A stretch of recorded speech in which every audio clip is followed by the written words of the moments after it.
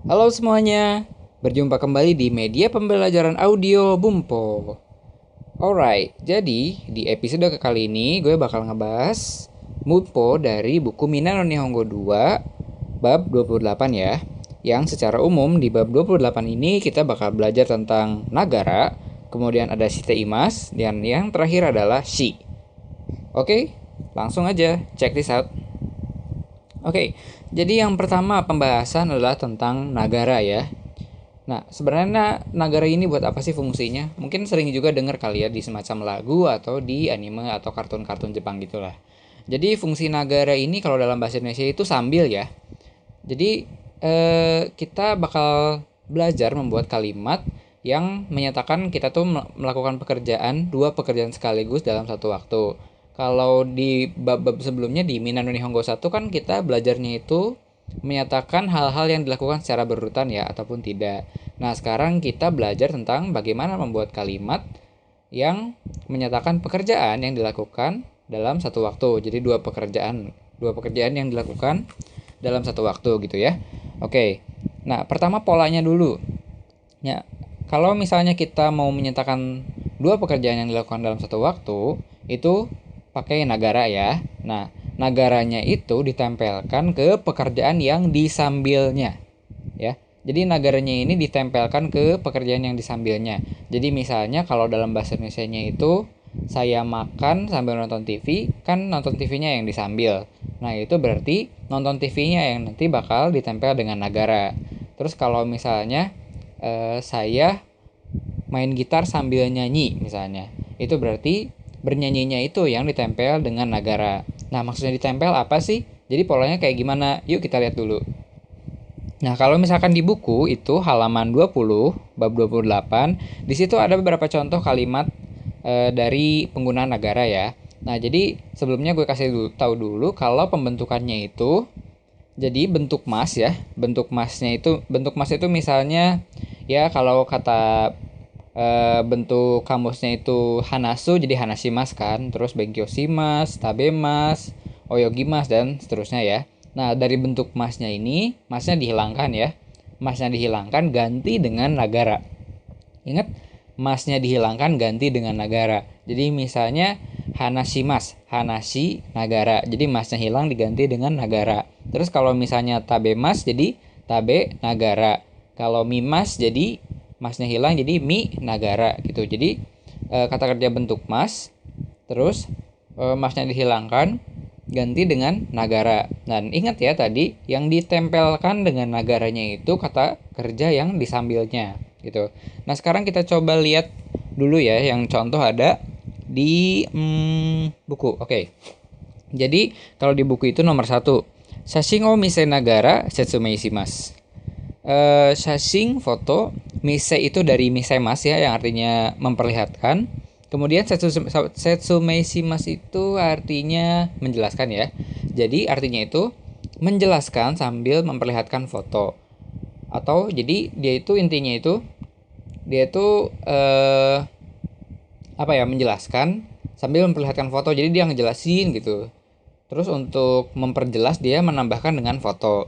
Kayak gitu ya. Jadi yang disambilnya itu adalah memperlihatkan fotonya. Lalu contoh yang selanjutnya itu nomor 2, Gami o kami nagara sensei no hanashi o kiite wa ikemasen. Yang artinya tidak boleh makan permen ketika mendengarkan pembicaraan sensei. Jadi maksudnya itu ketika membicarakan sensei lagi ngomong itu nggak boleh sambil makan permen kayak gitu ya. Jadi yang disambilnya itu makan permennya, sedangkan pekerjaan utamanya adalah mendengarkan apa yang dikatakan oleh sensei. Terus yang contoh yang ketiga, Nihon de hataraki nagara Nihongo o benkyou shiteimasu. Saya belajar bahasa Jepang sambil bekerja. Nah, di sini kan kalau misalkan dipikir-pikir dalam bahasa Indonesia aneh ya. Bukannya dia harusnya bekerja sambil belajar bahasa Jepang gitu kan yang dipikirkannya. Cuman di sini kalau misalkan kita lihat dari contoh kalimatnya kan di situ pakai shiteimas ya. Mungkin kalian sudah belajar di bab sebelumnya atau bahkan baru belajar di bab ini bahwa shiteimas itu juga bisa digunakan untuk menyatakan sebuah pekerjaan yang merupakan rutinitas. Jadi kalau dilihat justru dia belajar bahasa Jepangnya ini yang merupakan rutinitasnya. Jadi misalnya gakusei gitu atau ryugakusei, pelajar asing. Jadi dia utamanya adalah belajar bahasa Jepang. Nah, untuk mengisi hari-harinya itu dia sambil bekerja. Makanya bekerjanya ini yang menjadi pekerjaan sampingannya yang ditempelkan dengan nagara. Terus contoh yang terakhir, Daigaku de Oshie Nagara Kenkyu Steimas. Saya meneliti sambil mengajar. Kalau ini udah cukup jelas lah ya.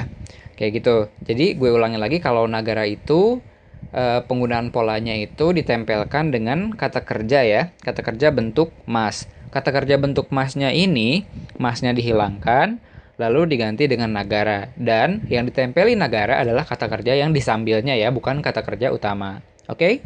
Ngerti? Nah, kalau udah ngerti, kita lanjut ke pola berikutnya ya.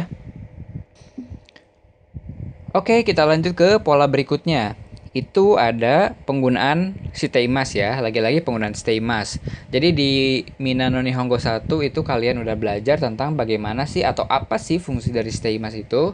Kalau di Minano Nihongo 1 itu shiteimas kan menyatakan sebuah pekerjaan yang sedang dilakukan, begitu kan? Nah, kalau di sini itu kita belajar tentang fungsi lain dari shiteimas. Nah, kalau di Minano Nihongo 2 bab 28 ini, shiteimasnya itu berarti sebuah rutinitas ya. Artinya pekerjaan itu dilakukan berulang-ulang, entah itu setiap hari atau dalam hari tertentu selalu melakukan pekerjaan itu, maka itu kita pakai shiteimas. Misalnya kalian juga ketika mengatakan kepada orang kalau saya sekarang belajar bahasa Jepang, itu maksudnya sekarang tuh berarti masih kuliah bahasa Jepang ya, itu pakainya shiteimas karena kalian berada dalam rutinitas sebagai pelajar atau sebagai seorang mahasiswa yang mempelajari bahasa Jepang gitu. Jadi pakainya bukan benkyo shimasu tapi benkyo shite imasu kayak gitu. Jadi merupakan rutinitas kan, makanya pakai shite imasu. Nah, biar lebih jelasnya kita lihat contohnya ya. Nomor 2. Yang pertama itu Yasumi no hi wa tenis wo shite imasu.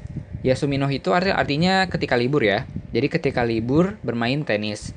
Jadi maksudnya kenapa dia pakai shite imasu itu berarti ketika libur itu dia selalu main tenis. Jadi merupakan rutinitas.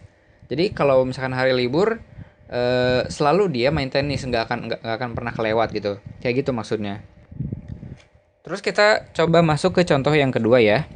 Yasumi no hi wa terebiya video mite imas. Yang artinya ketika liburan saya menonton televisi dan video gitu. Jadi ya selama liburan ya itu aja gitu, selalu nonton TV dan juga video gitu. Pasti itu dilakukan gitu karena merupakan rutinitas. Terus ya contoh yang ketiga adalah Yasumi no hi wa eo kaitari musume to kaimono ni ittari shiteimasu. Nah, kalau bentuk ini yang tari-tari masih ingat kan ya di Minano Nihongo 1 itu artinya menyatakan sebuah pekerjaan yang dilakukan tidak berdasarkan urutan gitu. Jadi menyebutkan beberapa contoh pekerjaan dalam suatu hari gitu. Nah, di situ kan disebutkan Yasumi no hi ya, dia melakukan pekerjaannya itu yang pertama adalah melukis, kemudian dengan putrinya itu berbelanja. Jadi setiap liburan si pembicara ini tuh dia selalu atau rutinnya itu melukis dan juga pergi berbelanja dengan putrinya, seperti itu ya. Oke, nah kalau steimas ini cukup sederhana ya. Jadi artinya itu menyatakan sebuah pekerjaan yang merupakan rutinitas atau keseharian ya, atau pekerjaan yang memang dalam satu hari itu akan selalu dilakukan gitu oleh si pembicara kayak gitu. Nah, selanjutnya kita langsung lanjut aja sih ya, karena di contoh kalimatnya juga ada pola yang berhubungan dengan si steimas ini. Jadi langsung aja lanjut ke pola moshi ya. Pola moshi. Nah, maksudnya apa sih? Jadi nanti polanya gue jelasin belakangan ya. Nah, di sini kita bakal belajar tentang semacam menumpuk-numpuk kata sifat ya, menumpuk-numpuk kata sifat. Jadi kalau di Minano Nihongo kan udah belajar bagaimana menyambungkan kata sifat ya.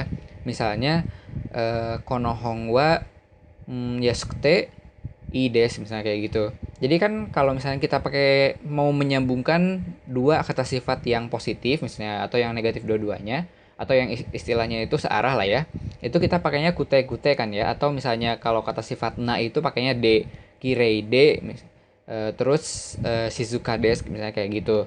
Nah, itu kan kalau kita sekedar menyebutkan beberapa kata sifat dari suatu topik kan. Nah, kalau di sini kita bakal belajar tentang menyebutkan kata sifat dari suatu topik, tapi seolah-olah kita tuh kayak menambah-nambahkan gitu.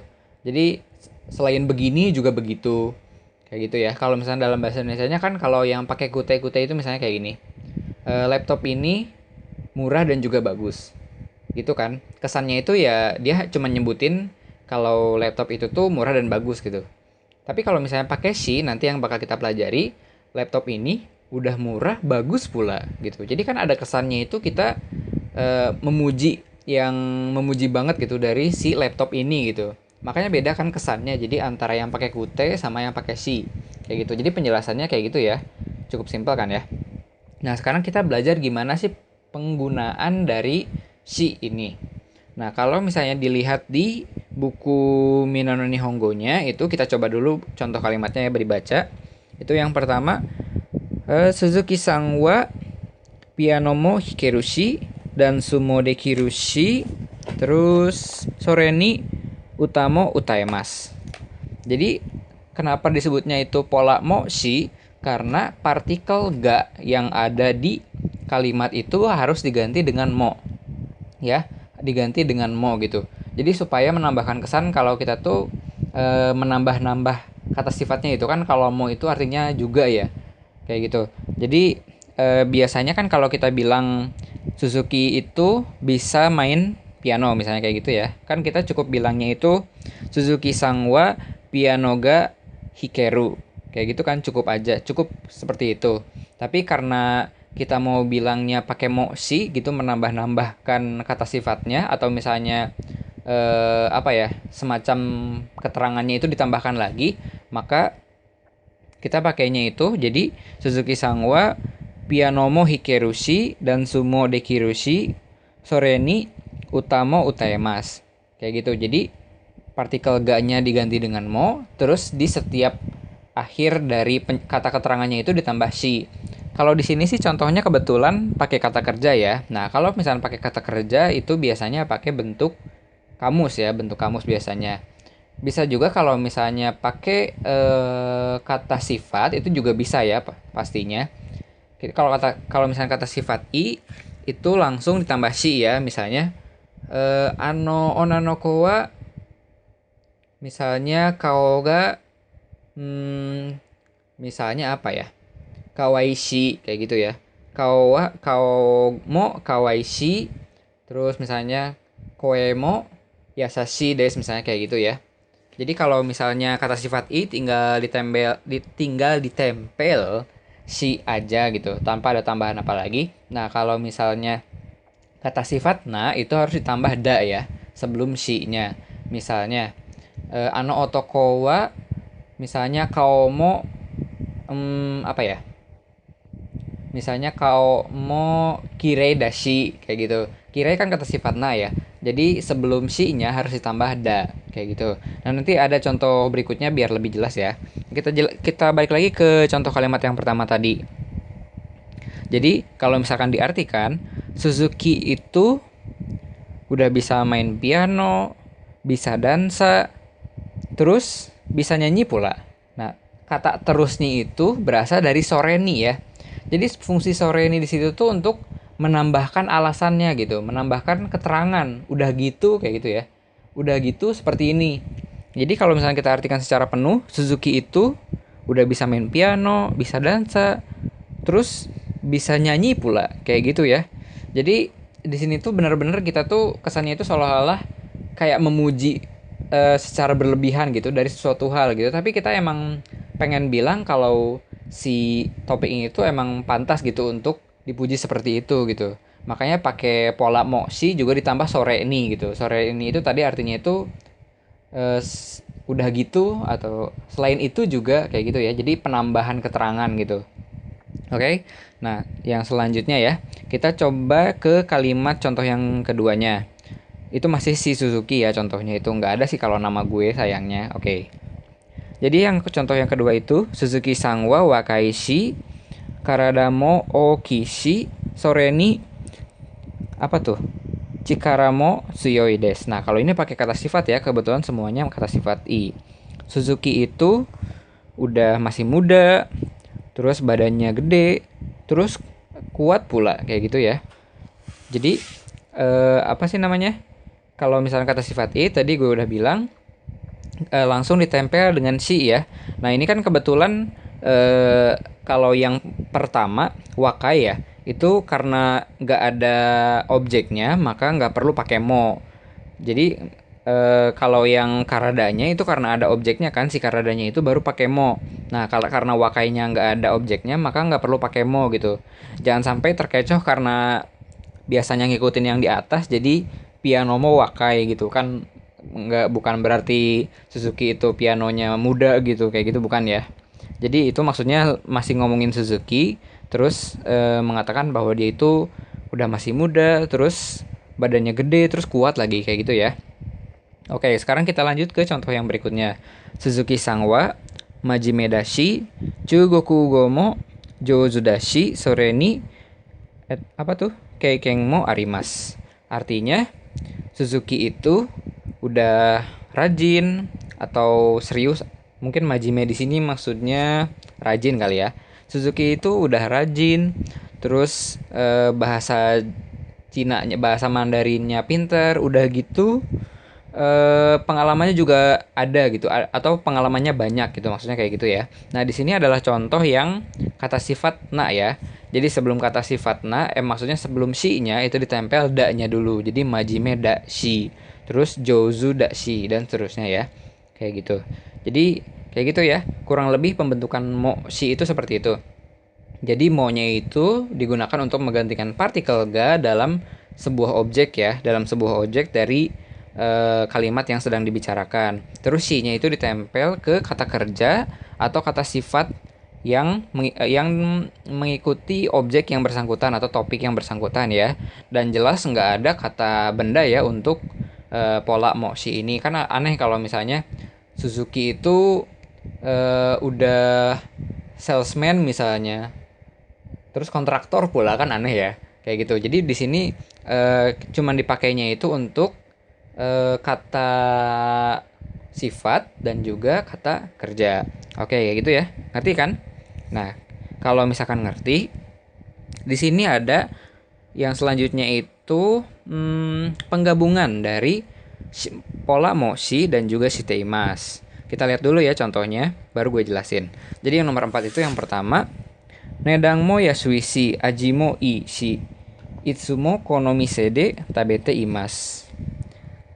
Karena harganya murah udah gitu rasanya enak gitu, saya selalu makan di sini gitu. Jadi di sini maksudnya itu meskipun nggak ada topiknya dibilang di awal, itu fungsi moksinya itu untuk menjelaskan semacam alasan gitu, untuk menjelaskan semacam alasan kenapa dia sering makan di sini gitu. Jadi meskipun gak ada kara ya di sini, cuman karena dia bilang di akhir itu itsumo konomi sede tabete imas, itu berarti dia menjelaskan alasan gitu, kayak gitu. Jadi dia sering makan di restoran atau di toko ini tuh karena udah rasanya enak, udah harganya murah, terus rasanya enak pula kayak gitu ya. Jadi sebenarnya sama aja sih kayak yang sebelumnya, cuman di sini seolah-olah nggak ada subjek gitu, kayak gitu. Terus contoh yang kedua itu sushimo arushi kare raisumo arushi itsumo konomise de tabete imas. Udah ada sushi, terus ada kare, makanya saya sering makan di sini kayak gitu. Jadi sama aja ya kurang lebih. Terus contoh yang ketiga, ekikara chikaishi kuruma demo korerushi itsumo konomise de tabete imas. Nah di sini ada korareru ya. Korareru udah belajar kan di bab sebelumnya, itu di bab 27 ya, tentang kanoke atau bentuk dapat ya. Masih ingat kan korareru itu artinya bisa datang ya. Jadi kalau kita artikan udah deket dari stasiun, terus bisa datang dengan mobil, udah bisa datang dengan mobil lagi. Makanya saya sering makan di sini kayak gitu. Nah, di situ kenapa pakainya tabete imas? Kenapa pakai teh imas? Karena dia rutin makan di situ ya, kayak gitu. Nah, itu penggabungan dari moksi dengan teh imas ya. Nah, yang selanjutnya itu sebenarnya masih sama ya. Contoh yang kalimat yang kelima itu masih penggunaan moksi. Cuman kalau untuk moksi di sini mungkin lebih jelas kalau dia itu menyatakan sebuah alasan ya. Kita coba lihat dulu deh contoh kalimatnya. Doste kono kaisha ni haitan desu ka? Terus dijawabnya, Zangyou mo naishi sore ni bonasu mo oi desu kara. Yang artinya, kalau pertanyaannya itu kenapa kamu masuk perusahaan ini? Terus dijawabnya itu, karena nggak ada lembur, terus udah gitu bonusnya banyak lagi. Kayak gitu ya. Jadi sebenarnya cuman untuk menjelaskan alasan aja gitu dari sebuah pertanyaan. Kayak gitu. Terus contoh yang keduanya itu pertanyaannya masih sama. Doste kono kaisha ni haitan desu ka? Terus dijawabnya, kaisha mo atarashi shi sore ni sacho mo wakai desu kara. Karena perusahaannya masih baru, terus udah gitu sachonya muda pula. Emang apa urusannya? Nggak ada sih ya, udahlah. Itu urusan mereka. Oke, jadi sama ya. Jadi dia menyatakan alasan. Terus yang ketiga itu jawabannya itu yume dashi sore ni apa tuh? Kyuryo mo takai desu kara. Yang artinya karena terkenal terus udah gitu gajinya gede pula. Kayak gitu ya. Jadi kalau mo shi di sini contoh yang ini tuh dimaksudkan eh, si pembicaranya itu atau penjawabnya itu menyatakan sebuah alasan dari sebuah pertanyaan ya. Terus di situ kan kalau di pertanyaannya itu ada pakai endes ya. Udah belajar kan di apa tuh namanya? Di bab 26 tentang endes ya. Bab 26 tentang endes itu berarti dia si penanya itu benar-benar kepo gitu. Kenapa sih kamu pengen masuk ke perusahaan ini? Nah, sebetulnya kan kalau di bab 26 itu gue udah jelasin kalau endes juga dipakai buat ngejawab pertanyaan endes juga ya. Itu sebaiknya. Tapi kalau misalnya nggak pakai dijawabnya nggak pakai endes pun nggak apa-apa. Cuman harus ada kesan kalau misalnya kita tuh seolah-olah menjawabnya itu dengan perasaan serius juga gitu. Perasaan bahwa kita tuh seolah-olah kayak pakai endes juga kan kalau di bab 26 ya. Di bab 26 itu kan gue udah bilang kalau endes tuh menekankan ya, penekanan bahwa alasan kita tuh ini.